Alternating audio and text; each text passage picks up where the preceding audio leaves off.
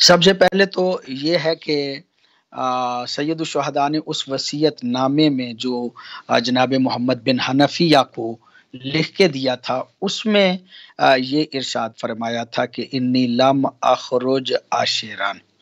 میں شر کے لیے نہیں نکل رہا، ولا باطرن، اور نہ ہی میں اترانے کے لیے نکل رہا ہوں، یعنی میرا ہدف اور مقصد جو ہے وہ خود نمائی نہیں، میرا ہدف اور مقصد جو ہے وہ اترانا نہیں، شر نہیں، ولا مفسدن ولا ظالمہ، اور میرا مقصد اور ہدف نکلنے کا فساد فی الارض نہیں، میرے نکلنے کا ہدف اور مقصد ظلم نہیں۔ یعنی یہ چار چیزوں کی نفی کی ہے سید الشہداء نے کہ یہ چار اہداف و مقاصد میرے نہیں، نہ میں اپنے قیام کے ذریعے سے کوئی فساد کرنا چاہتا ہوں، نہ ہی اپنے قیام کے ذریعے سے کوئی ظلم کرنا چاہتا ہوں،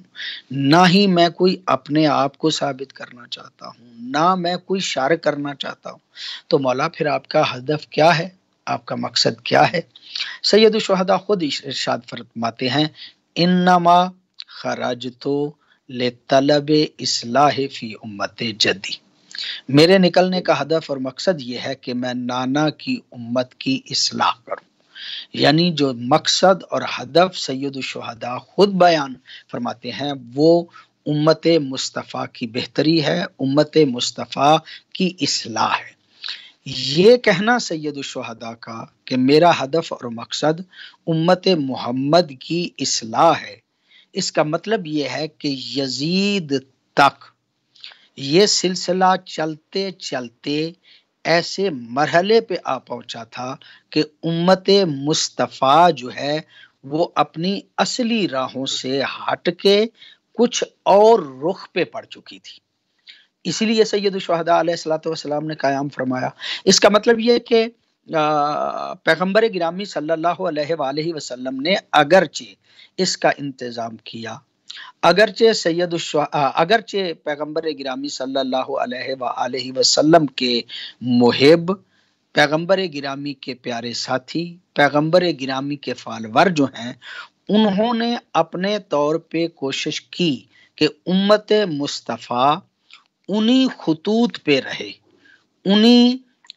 رخ پہ رہے کہ جن رخ پہ اللہ چاہتا تھا، مصطفیٰ چاہتے تھے۔ لیکن یہ ایک حقیقت ہے کہ جس کا انکار ناممکن ہے کہ جوں یہ سلسلہ بڑھتے بڑھتے چلتے چلتے یزید بدبخت تک پہنچا ہے تو اس وقت امت مصطفیٰ کی حالت بالکل ان خطوط پہ نہیں رہی تھی کہ جو پیغمبر گرامی صلی اللہ علیہ وآلہ وسلم کے دور میں تھی۔ ظاہر ہے پیغمبر گرامی نے دین پہنچایا تھا، دین کے حوالے سے محنت کی تھی، دین کے حوالے سے کوشش کی تھی، اور یزید اور یزیدی سوچ کے حامل، یزیدی سوچ اور فکر کے لوگ جو تھے وہ پیغمبر گرامی کے اس دین میں جب ایک نظام حکومت بن گیا تو ان کا مطمع نظر حکومت رہ گیا، اور وہ حکومت کے حوالے سے سب کچھ کام کرتے تھے۔ وہ دینی اقدار جو پیغمبر گرامی نے بیان فرمائی تھی وہ آہستہ آہستہ کم ہوتی گئیں، اور ملوکیت جو ہے اس کا رنگ حکومتوں پہ غالب آ گیا۔ پہلے ادوار میں کئی مرتبہ یہ گفتگو ہو چکی فاروق بھائی، پہلے ادوار میں صحابہ کرام کی اگرچہ حکومتیں آئیں، دیکھیے مطلب ایک نقطہ نظر ہے ہمارا نقطہ نظر یہ ہے کہ حضرت علی کو حق حکومت تھا، حضرت علی ہی کو کرنا تھا، لیکن چلیے اگرچہ اس